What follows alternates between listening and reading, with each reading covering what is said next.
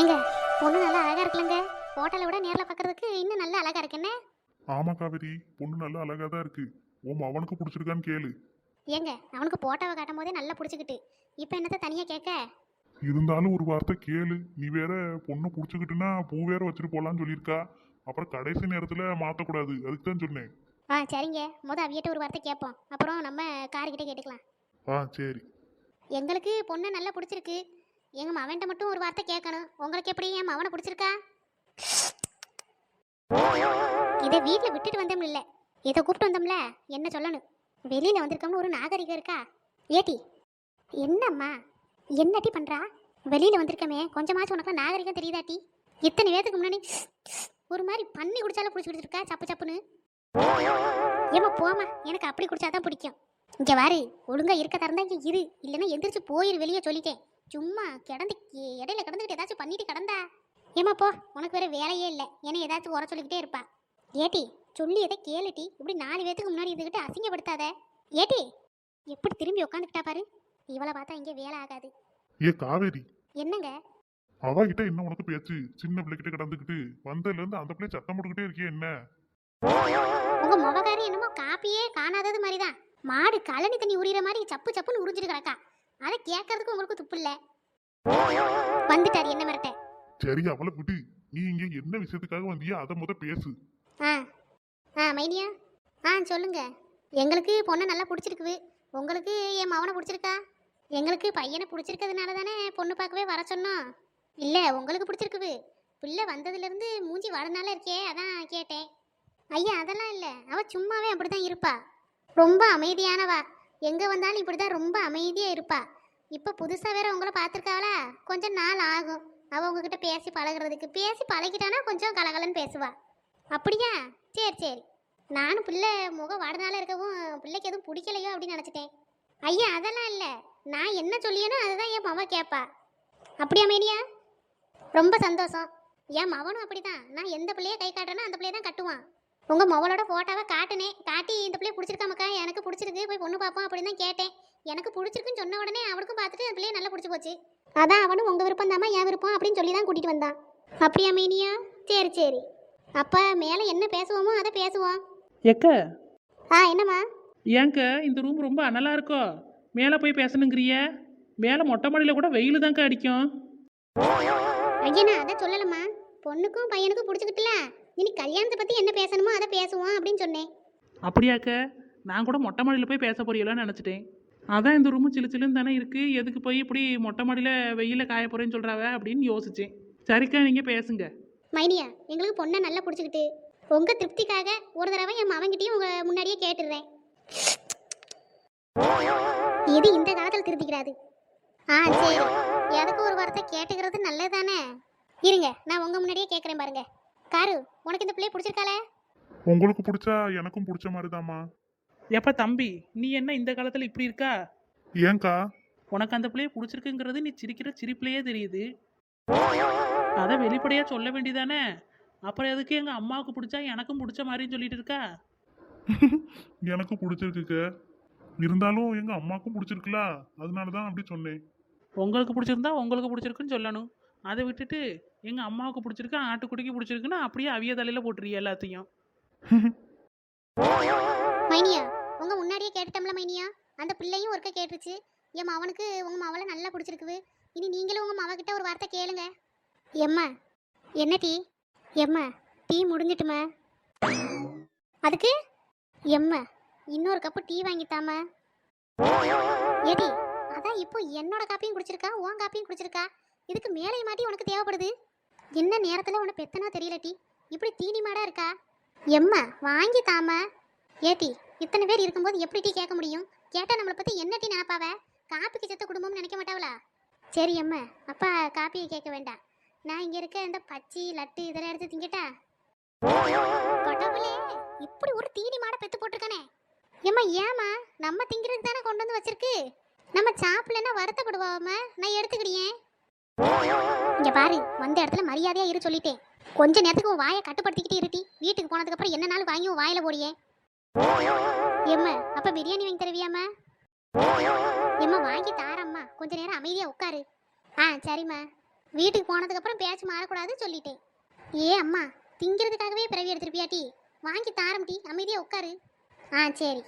என்னாச்சு மைனியோ, திடீர்னு பேசிட்டு இருக்கும்போதே அமைதியாகிறியே? ஏன் மவா சும்மா கூப்பிட்டுட்டு இருந்தா, அதான் கூப்பிடாதேன்னு சொல்லிட்டு இருந்தேன், வேற ஒன்றும் இல்லை. உனக்கு ஏதாச்சும் வேணுமாம்மா? எதுக்கு அம்மா கூப்பிட்டுட்டு இருந்தா? ஆமாத்தே. எனக்கு என்னாச்சு மைனியோ? அவளுக்கு கொஞ்சம் வயிறு சரியில்லை, அதான் உங்ககிட்ட சொல்ல வந்தா. ஏம்மா நான் நல்லா தானே இருக்கேன், இன்னும் 4 கப்பு காப்பி கொடுத்தாலும் நல்லா கப்புன்னு குடிப்போமா? ஏடி வாயை மூடிக்கிட்டு இரு, உன்னை ஒன்றும் பண்ண முடியாத நிலைமையில இருக்கேன் நான். ஐயா அப்படியா? ஆமாம் மைனியா, இந்த பிள்ளைக்கு ஓயாமல் இப்படி தான் வயிறு வலி வரும், அதைத்தான் சொல்லிட்டு இருந்தா. சரி நீங்கள் உங்கள் பிள்ளைகிட்ட கேட்டு சொல்லுங்க, சொன்னீங்கன்னா நாங்களும் ஒரு மனசா பூ வச்சுட்டு போயிடுவோம்ல. ஏக்கா இன்னைக்கே பூ அப்பம்னு எடுத்துட்டு வந்துட்டியலோ?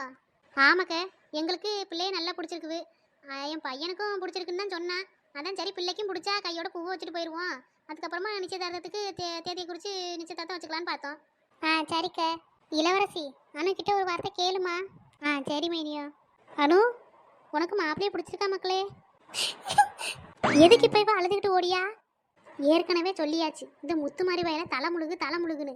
நான் காட்டுற பையனை கல்யாணம் பண்ணிட்டு நிம்மதியாக வாழுன்னா சொல்லி எதை கேட்க மாட்டேங்கிறா.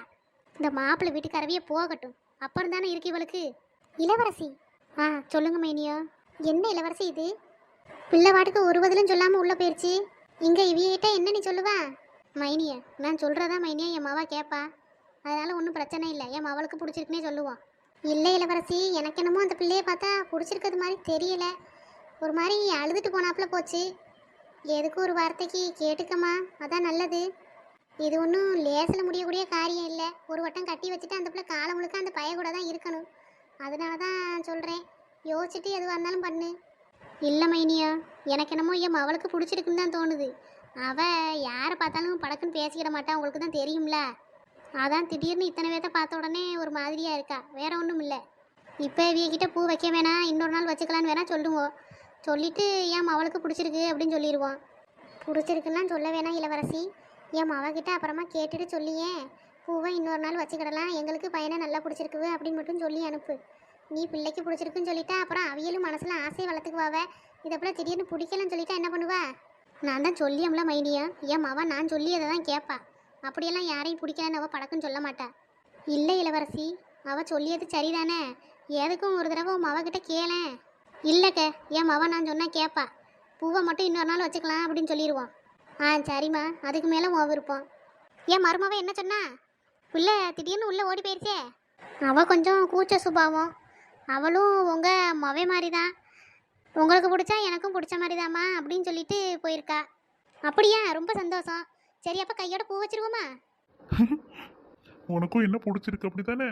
இன்னைக்கு எப்படியாச்சும் கேட்டு ஃபோன் நம்பரை வாங்கிட்டு போயிடணும், அம்மா கிட்ட சொல்லி எப்படியாச்சும் ஃபோன் நம்பரை வாங்க சொல்லணும். இல்லை மைனியா, நிச்சயதார்த்தத்தை அன்னைக்கே பூ வச்சிருவோம். ஐயா ஏன் இப்படி சொல்லுறிய? நான் இன்னைக்கே பூ வச்சிருவோம், பொண்ணுக்கும் பையனுக்கும் பிடிச்சிருந்தா அப்படின்னு சொல்லிட்டு பூவெல்லாம் வாங்கிட்டு தான் வந்தேன். நீங்கள் இப்படி சொல்கிறீங்களே, பிள்ளைக்கு எதுவும் பிடிக்கலையோ?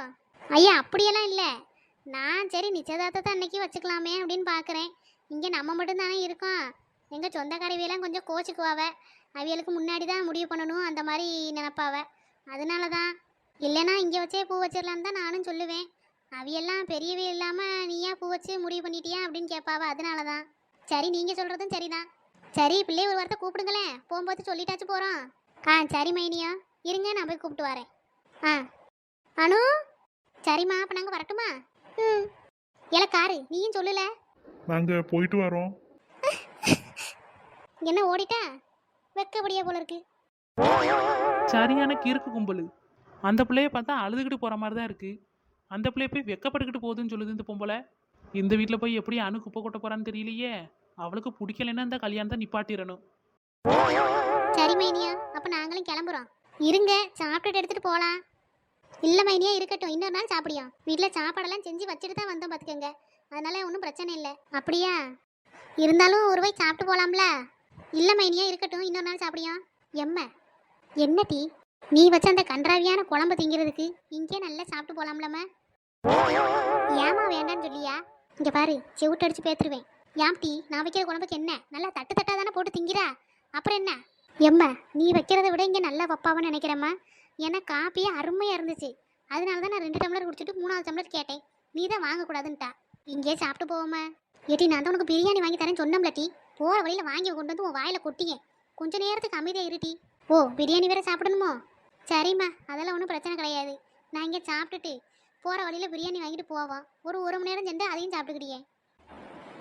கடவுளே, என்ன பிறவியோ தெரியல. ஏம்மா கண்ணில் எதுவும் தூசி பட்டுட்டோ? ஏட்டி, செத்த நேரத்துக்கு உன் வாயை திறக்காம இருட்டி. ஒன்று பேசுறதுக்கு திறக்கிறா, இல்லை திங்கிறதுக்கு திறக்கிறா. உன் வாய்க்கு ஒரு பூட்டை போட மாட்டியாட்டி? கொஞ்ச நேரத்துக்கு அமைதியாக இருட்டி. போகிற வழியில் என்னத்தெல்லாம் கேட்குறியோ அம்புட்டி வாங்கி உன் வாயில் போடியே. சரிம்மா, அப்போ சரி, அப்போ நான் அமைதியாக இருப்பேன். சரி மைனியா, அப்போ நாங்கள் வாரோம். சரி, எங்க வாங்க போவோம். தங்கச்சி வாரம்மா. சரிண்ணே. அத்தை, நானும் போயிட்டு வரேன். சரி தம்பி. தங்கச்சி வாரம்மா. சரிண்ணே. இளவரசி, என்ன மைனியோ? எதுக்கு இளவரசி இப்படி டக்கு டக்குன்னு முடிவெடுக்கிறா? கொஞ்சம் யோசிச்சு முடிவெடு இளவரசி. நீ பாட்டுக்கு அணுவுக்கு பிடிச்சிருக்குன்ட்டா, அந்த பிள்ளை முகமே சரியில்லை. ஆமாம் இளவரசி, அந்த பிள்ளைக்கு முகமே அவ்வளோவா சரியில்லை பார்த்துக்க. நீ எதுக்கும் ஒரு வார்த்தை கேட்டுட்டு முடிவெடு. மைனியா, நம்ம அணுவை பற்றி உங்களுக்கு தெரியாதா? புதுசாக யாராச்சும் இருந்தால் அவிய கிட்ட பேச்சே கொடுக்க மாட்டா. அப்படி தான் இன்றைக்கி நின்றுருக்கா.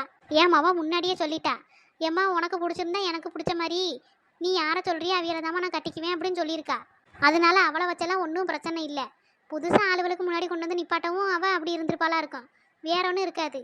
சரி, அதுக்கு மேலே உன் விருப்பம். நான் சொல்ல வேண்டிய கடமைக்கு சொல்கிறேன். எதுக்கும் பிள்ளைகிட்ட ஒரு வார்த்தை கேட்டுக்கணும். ஏன்னா எனக்கு என்னமோ அவளுக்கு பிடிச்ச மாதிரி தோணலை. அப்படியெல்லாம் ஒன்றும் இல்லை மைனியா. வாங்க யாரும் போய் முதல் சாப்பிடுவோம். நீ முன்னாடி போய் இளவரசி, நான் வாரேன். ஆமாம், அண்ணனும் முத்துமாரி எங்க? யாரையுமே காணா, பூமாரி பிள்ளையும் காணா. உங்கள் அண்ணனுக்கு தோட்டத்தில் ஏதோ வேலை வந்திருக்குன்னு சொல்லிட்டு போனாவ. அவசரமாக ஏதோ வேலை வந்திருக்கு அப்படின்னு சொல்லிட்டு போயிருக்காவ. அப்படியா? அப்போ பூமாரியும் முத்துமாரி எங்க மைனியா? பூமாரி பிள்ளைக்கு திடீர்னு என்னன்னு தெரில, ஒரு மாதிரி காய்ச்ச வர மாதிரி இருக்குமா அப்படின்னா, அதான் சரி பூமாரியை கூப்பிட்டுட்டு வீட்டுக்கு போமாக்கான்னு சொல்லிட்டு முத்துமாரி கூட அனுப்பி விட்டுருக்கேன் வீட்டுக்கு. ஐயா அப்படியா? சரி, பிள்ளைய கூட்டிகிட்டு போய் ஆஸ்பத்திரியில் காட்டுங்க என்னன்னு. ஆஸ்பத்திரி கூட்டிகிட்டு போகிற அளவுக்குலாம் முடியலையான்னு தெரியலம்மா, லேசாக காய்ச்ச வர மாதிரி தான் இருக்குன்னா. வீட்டுக்கு போகிறம்மா, எனக்கு ஒரு மாதிரி தலையெல்லாம் வலிக்குது அப்படின்னு சொல்லவும் தான் சரின்னு அனுப்பி விட்ருக்கேன். சரி மைனியோ, என்னன்னு பார்த்துட்டு எனக்கு சொல்லுங்க. சரி இளவரசி. சரி வாங்க மைனியோ, சாப்பிடுவோம். எம்மா வாங்கம்மா, சாப்பிட போவோம்.